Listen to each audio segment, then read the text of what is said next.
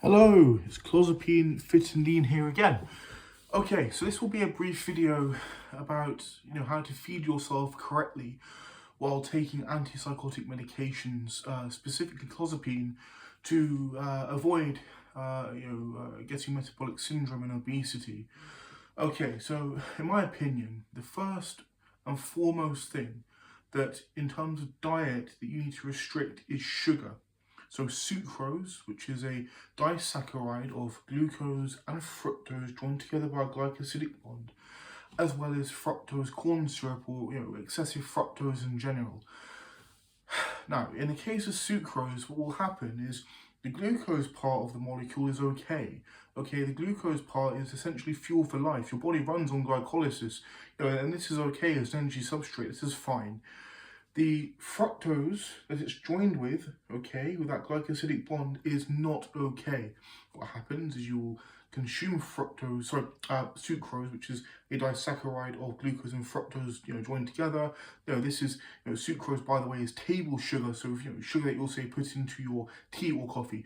What will happen is when this bond is broken, the fructose, okay, will be absorbed through the villi of the small intestine and through the portal vein into the liver, where a number of bad things happen. So the first foremost thing it does is it overwhelms the liver's ability basically to metabolize it. And the reason for this is it overwhelms it with substrate. And in fact, there's even genes which are upregulated, basically FOXO1, so Forkhead box protein 1, which upregulates gluconeogenesis, de novo gluconeogenesis of the liver. So now you have this raised rate of hepatic glucose output. Furthermore, as well, is with the hepatic metabolism of fructose, is you now have what we call, glyceraldehyde. So an aldehyde, is toxic. Basically, what aldehydes do is they cross-link proteins, and that's what, if you're given enough duration of exposure of fructose causes, is this, stenotic scarring in the liver. And furthermore, as well, is overloads the TCA cycle of the mitochondria, so this trans-carboxylic acid cycle is overwhelmed. And now what happens is you end up with essentially citrate being shunted out of that mitochondrial TCA cycle, where essentially now you end up with a number of things which are seriously bad. So you end up with hepatic novolipogenesis, so that gives you your substrate for fatty liver disease. And also what you get as well is exportation of VLDL cholesterol, so very low density lipoprotein, aka triglycerides, as well as also what we call free fatty acids, which cause muscle cell insulin resistance. And also when the liver does become gunked up with fat like this, it causes it to not work correctly. Your insulin kinetics go out of the window, you cannot clear or fold your insulin correctly, and furthermore the liver becomes insulin resistant in general. So you end up with these problems, also through a pathway called JNK1 as well, as you get lipid droplet formation. So fructose syrup, fructose, okay, as well as sucrose, please, you've got to limit this to somewhere around maybe 25 to 35 grams a day at the most. These takeaway nights that some of the hospitals do, where the patients get into the habit of drinking these big bottles of Pepsi, which are not artificially sweetened. They're basically sweetened with fructose syrup, corn syrup. Please, this will kill you if you keep doing this. If you drink these 1.5, 2 litre bottles of Coca-Cola, the non-diet version, the actual, full sugar ones, if you keep doing this, you're going to pile so much, weight on you as visceral fat. You're going to gunk up your liver. If you keep doing it for long enough, if you're in hospital for so long, you will become grotesquely obese. You will die young if you keep doing this. Please, it's very, very important that if you are going to consume a large beverage, okay, of some type of fizzy drink like this, it's the sugar-free version. It's still not as good as you for not having it at all, or having water, but still, please, it's, to minimize the harm that, these drinks cause. Ironically, it's not actually things like the pizza or the burgers that are seen, to sort of drive most of the weight gain. It appears to be these large sugary beverages that the patients get hold of.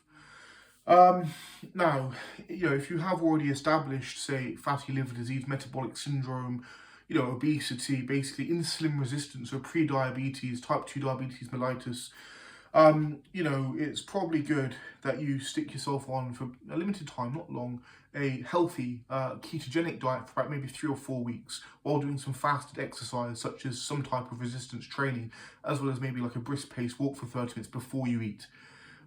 Stick yourself into nutritional ketosis. Please always, ask your doctor about this before you do this. I'm just saying. And what will happen here is you can get rid of a good amount of liver fats and also resensitize your body to insulin in a good 3 or 4 weeks. And after that, once you have normalized your metabolism, got that fat out of that liver, is you just go over to a healthier what we call glycolytic diets, where you're running on glycolysis, you have your carbs back again. And you have to eat smart to keep that weight off and to keep yourself metabolically healthy. So please, for example, non-glycemic carbohydrates, not sweet potato or basmati white rice. As I said to you, not to be confused with long grain white rice. That's very glycemic. Basmati white rice has about half the glycemic index of long grain white rice. Vegetables, okay, your bowel fauna has to feed on fiber. That fauna, it feeds on fiber. If you don't consume enough fiber, it feeds on the mucosal membrane of the bowel, inflaming it. So you've got to have basic carbohydrates around periods of activity, which are healthy carbohydrates. Now, please, if you have insulin resistance, glycemic carbohydrates are not your friend. Glycemic carbohydrates will kill you. What will happen here is, because your body cannot dispose of blood glucose because it's insulin resistant, you have your glycemic carbohydrates. Now what happens is your blood sugar spikes up and remains high for an extended period of time. This causes inflammation of the artery. Okay, so you get lipid droplet, lipid deposition of basically fat, into your endothelial membrane of the artery. And what happens over time is this, it sort of accumulates, developing a stenosis and also this hot plaque formation. And one day, what will happen if you keep doing this with insulin resistance is that platelet cap will eventually break off. If that happens in the coronary artery, have a myocardial infarction, so a heart attack. If that happens in your leg, have a pulmonary embolism, which can dislodge. Okay, and a deep vein thromboses, which can dislodge and cause a pulmonary embolism, or for example, if it happens in your brain, you can now have an ischemic stroke. So please, non-glycemic carbohydrates, and only have them when you are going to do some gym work or go for an extended walk outside as a part of a therapeutic activity. You need your protein. Okay, you don't need excessive amounts of it, but a good 120 or so grams of protein. If you're going to the gym, and aiming to build muscle tissue or to keep your muscle tissue on you as you diet down in a deficit.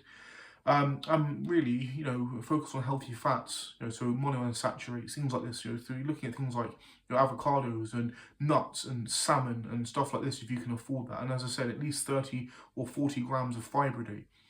And please keep your sugar limited to under 25, 35 grams a day. Now, if you follow this, okay, and you use the metformin and the berberine with resistance exercise, resistance training, you should be good. You can prevent this from happening to you, this true obesity, and you can mostly reverse what you've already established. Now, please, the YouTube time limit is quite short, so I'm going to have to cut off now. Thank you very much for listening, and hoping I can educate you guys as to what to do. And always ask your doctor before engaging in any exercise regime, diet regime, medications or drugs. And please, self-medication can be dangerous.